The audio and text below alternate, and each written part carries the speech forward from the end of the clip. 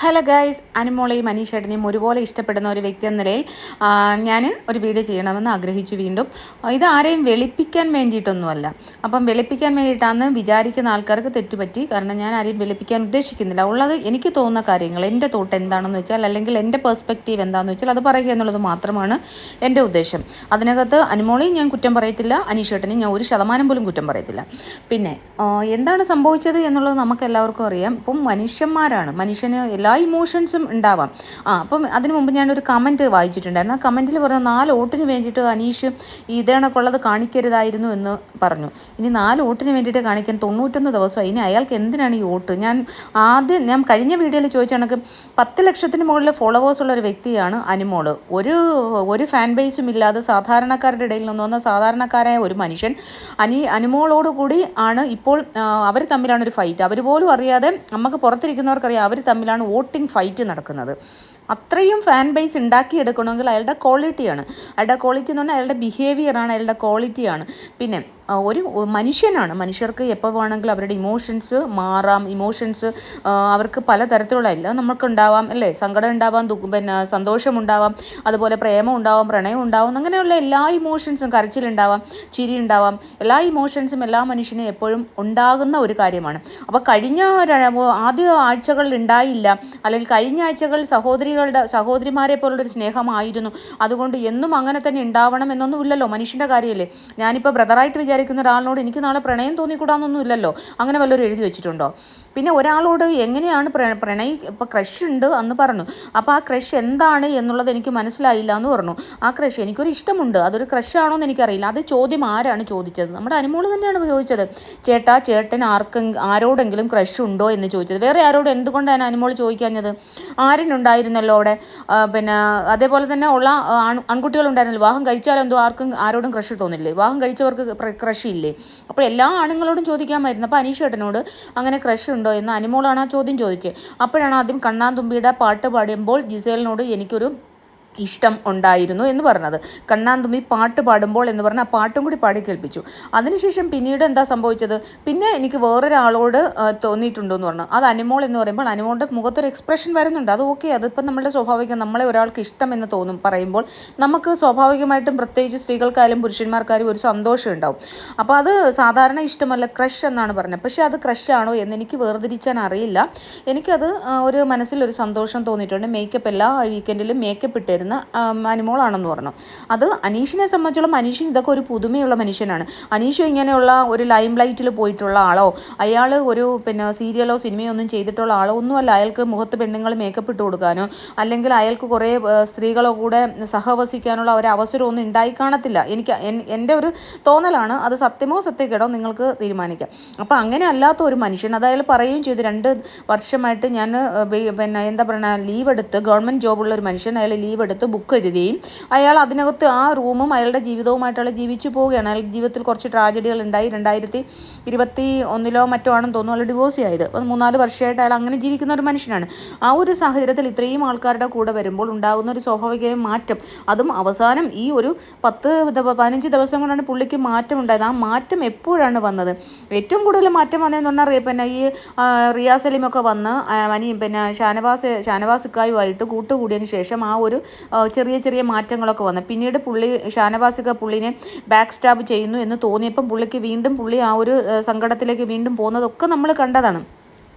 അതിനുശേഷം ലാലേട്ടൻ വന്ന് എപ്പിസോഡിലാണ് പറഞ്ഞ ക്രഷുണ്ട്. ലാലേട്ടൻ വന്ന് ചോദിക്കുകയാണ്. ഇതിനുശേഷം ഈ ക്രഷിൻ്റെ കാര്യം പറഞ്ഞതിന് ശേഷം ലാലേട്ടൻ എപ്പിസോഡിൽ ചോദിക്കുകയാണ്. അപ്പോൾ കഴിഞ്ഞ എൻ്റെ അങ്ങേ എപ്പിസോഡിലാണല്ലോ ചോദിച്ചത്, അനീഷിന് എന്തോ ഒരു ക്രഷ് ഉണ്ടല്ലോ എന്നൊക്കെ ചോദിച്ചത്. അപ്പോൾ അത് പറഞ്ഞു. അപ്പോൾ ചിരിക്കുന്നുണ്ടായിരുന്നു. അപ്പോൾ അനുമോള് ചിരിക്കുന്നുണ്ടായിരുന്നു.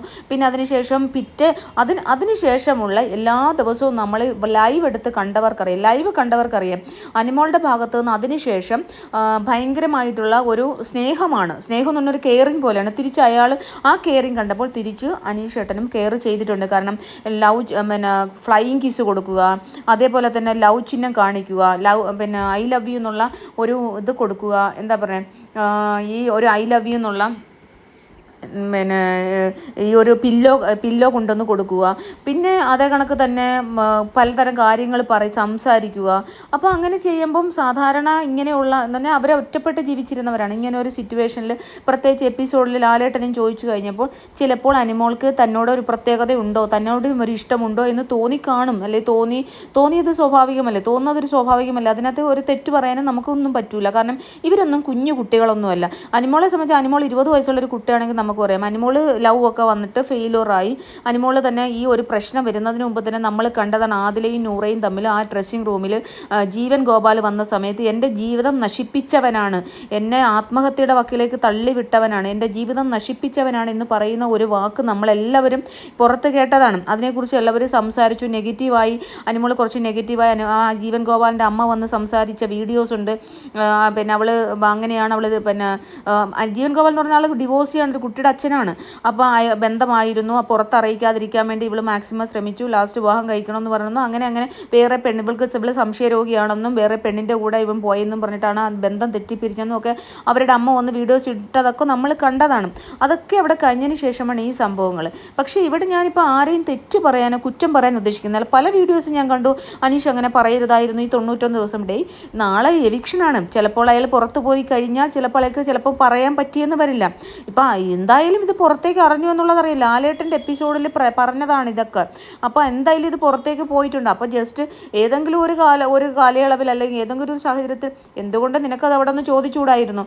അല്ലെങ്കിൽ അനിമോള് തന്നെ വിചാരിക്കുകയല്ലോ, അനീഷേട്ടനെ എന്നോട് ഇഷ്ടമുണ്ടെങ്കിൽ അനീഷേട്ടനെ ചോദിക്കാമായിരുന്നല്ലോ, അനിമോളെ എനിക്ക് ഇഷ്ടമാണ്, വിവാഹം കഴിക്കാൻ താല്പര്യമുണ്ടോ എന്ന് ചോദിക്കാമായിരുന്നല്ലോ എന്ന് വിചാരിക്കണ്ടല്ലോ. ഇപ്പം ഒരാൾ ഇഷ്ടമാണല്ലോ, വിവാഹം വേറൊന്നുമല്ല പറഞ്ഞേ, അയാളെ മോശമായിട്ട് നോക്കിയില്ല, കയ്യെ കയറി പിടിക്കാൻ പോയില്ല, ഒന്നും നോക്കിയില്ല, വളരെ ഡീസൻ്റായിട്ട് വളരെ മാന്യതയോടു കൂടി അനിമോളെ നമുക്കെന്ന വിവാഹം കഴിച്ചാലോ, എന്നെ ഇഷ്ടമുണ്ടോ എന്ന് ചോദിച്ചു. അപ്പോൾ എന്താണ് എന്നെക്കുറിച്ചുള്ള അഭിപ്രായം? അപ്പോൾ എന്താണ് പറഞ്ഞത്?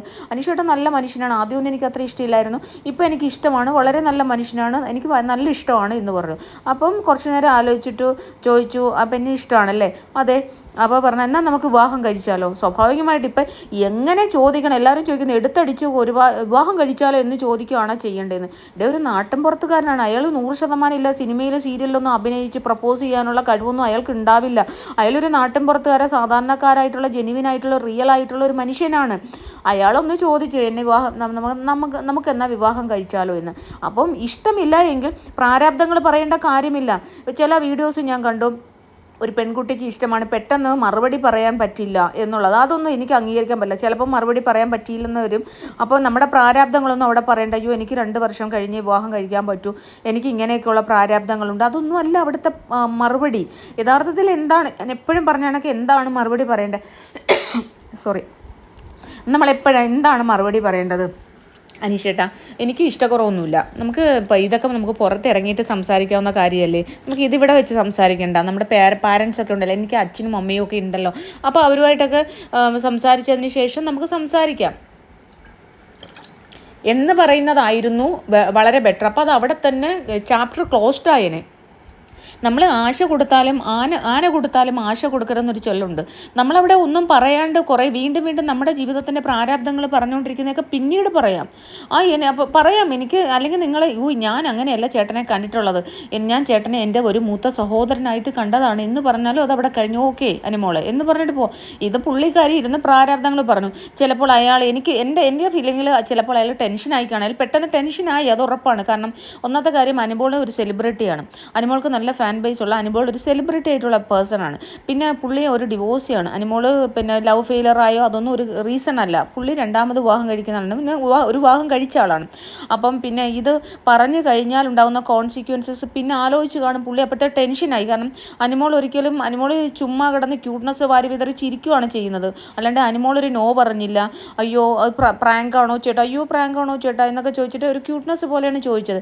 അയ്യോ ചേട്ടാ ഞാൻ എന്നെ അങ്ങനെ വിചാരിക്കില്ല ചേട്ടാ, എന്നോടൊക്കെ ഒരുപാട് പേര് പ്രപ്പോസ് ചെയ്തിട്ടുണ്ടുള്ളത് പറയാമല്ലോ. അപ്പോൾ നമ്മൾ പറ്റാത്ത കാര്യമാണെങ്കിൽ അയ്യോ സോറി അങ്ങനെ എന്നോട് ചോദിക്കല്ലേ, ഞാൻ അങ്ങനെ കണ്ടിട്ടേ ഇല്ല, ആസ് എ ഫ്രണ്ട് എന്നുള്ള രീതിയിൽ നിങ്ങളെ ഇഷ്ടമാണ് എന്ന് പറയാം. അവിടെ കഴിഞ്ഞു, അവിടെ ക്ലോസ്ഡാണ് ചാപ്റ്റർ.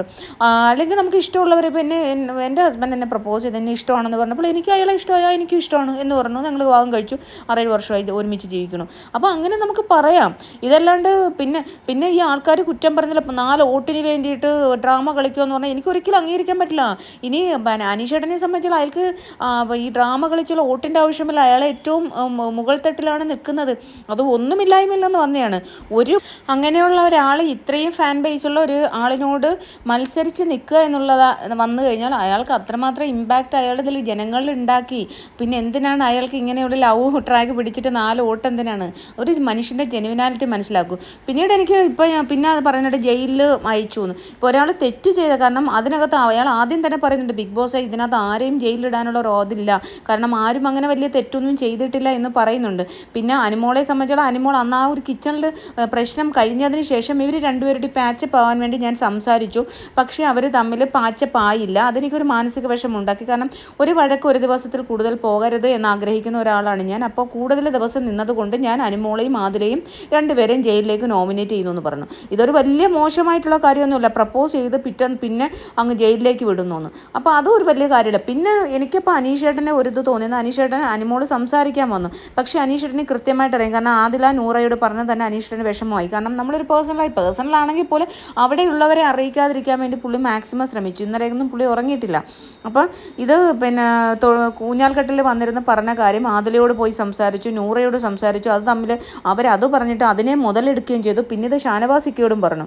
അത് കഴിഞ്ഞതിന് ശേഷം പിന്നീട് അനീഷേട്ടനോട് സംസാരിക്കാൻ മുമ്പ് വരുന്നുണ്ട്. അപ്പോൾ പറഞ്ഞു സോറി സംസാരിക്കേണ്ടെന്ന് പറഞ്ഞു. മൈജി കോർണറിൽ വന്നിരുന്ന് സംസാരിക്കാമെന്ന് പറഞ്ഞു. അപ്പോൾ സംസാരിക്കാമെന്ന് പറഞ്ഞാൽ പിന്നെയും അനുമോള് ഈ ഒരു പ്രാരബ്ധം പറയാൻ തന്നെ ആയിരിക്കുമല്ലോ. കാരണം അനുമോൾക്ക് പെട്ടെന്നൊരു മറുപടി പറയാൻ ഇതിന് കിട്ടില്ല, അത് ഉറപ്പാണ്. കാരണം ഇഷ്ടമാണെന്ന് പറയാം, പക്ഷേ പുറത്തുനിന്ന് സംസാരിക്കാതെ അനുമോൾക്ക് വിവാഹം കഴിക്കാമെന്നും പറയാനൊന്നും പറ്റൂല. അപ്പം കാരണം അനിമോൾ എപ്പോഴും ഡിപ്പെൻഡഡ് ആണ്. ഒരു ഫാമിലിനെ ഡിപ്പെൻഡ് ചെയ്യുന്ന, അനിമോളെ ഡിപ്പെൻഡ് ചെയ്യുന്ന ഒരു ഫാമിലി ഉണ്ട്. അനിമോളെ ഫാമിലി എന്ന് പറഞ്ഞാൽ അനിമോളെ ഡിപ്പെൻഡ് ചെയ്ത് ജീവിക്കുന്ന ആൾക്കാരാണ്. അച്ഛനും അമ്മയും സഹോദരിയും ഒക്കെ അനിമോളെ ഡിപ്പെൻഡ് ചെയ്താണ് അവർ ജീവിക്കുന്നത്. അപ്പോൾ അതുകൊണ്ട് തന്നെ അനിമോൾക്ക് അവരോട് ഒരു ഡിസിഷൻ എടുക്കാതെ അനിമോൾക്ക് ആരും ആയിട്ട് ഒന്നും പറയാൻ പറ്റുമെന്ന് എനിക്ക് തോന്നുന്നില്ല. പ്രത്യേകിച്ചും വിവാഹമാണ്. പ്രണയമൊക്കെ വെറുതെ എല്ലാവരുമായിട്ട് പ്രണയിക്കാൻ പറ്റും. അപ്പോൾ എന്തായാലും പിന്നീട് അതിനുശേഷം ഷാനവാസിക്കയോട് പറഞ്ഞതിന് ശേഷം വീണ്ടും അനീഷേട്ടനോട് സംസാരിക്കണമെന്ന് പറയുന്നുണ്ട്. അപ്പോൾ അനീഷേട്ടൻ പറഞ്ഞു ഇല്ല കുഴപ്പമില്ല അനിമോളെ, ഒന്നുമില്ല, എനിക്ക് സംസാരിക്കാൻ, ആ ചാപ്റ്റർ ക്ലോസ് ചെയ്ത് കഴിഞ്ഞു, കുഴപ്പമില്ല, ആ ചാപ്റ്റർ ക്ലോസ്ഡ് എന്ന്. കാരണം പുള്ളിക്ക് മനസ്സിലായി അനുമോൾക്ക് താല്പര്യമില്ലെന്ന്. താല്പര്യമുള്ള ഒരാൾക്കാർ പലരോടും പോയി പറഞ്ഞ് വെറുതെ ടെൻഷൻ അടിച്ച് നടക്കേണ്ട ആവശ്യമില്ലല്ലോ. അപ്പോൾ അതുകൊണ്ട് ആ ചാപ്റ്റർ ക്ലോസ്ഡ് ആണെന്ന് പറഞ്ഞു. അതവിടെ കഴിഞ്ഞു. പിന്നീട് നമ്മൾ അതിനെക്കുറിച്ചിട്ട് വീണ്ടും കുത്തിപ്പൊക്കേണ്ട കാര്യമില്ല. പിന്നെ ഞാനിപ്പോൾ ഈ വീഡിയോ ചെയ്തത് എന്താണെന്ന് പറഞ്ഞാൽ വോട്ടിന് വേണ്ടിയിട്ട് ഡ്രാമ കളിക്കുന്നു, മറ്റേതും മറിച്ചതൊന്നും പറയില്ല. ഒരു ജെനുവിൻ ആയിട്ടുള്ള മനുഷ്യനാണ് അയാൾ. അയാളുടെ ഇമോഷൻ പറഞ്ഞു, അതവിടെ കഴിഞ്ഞു.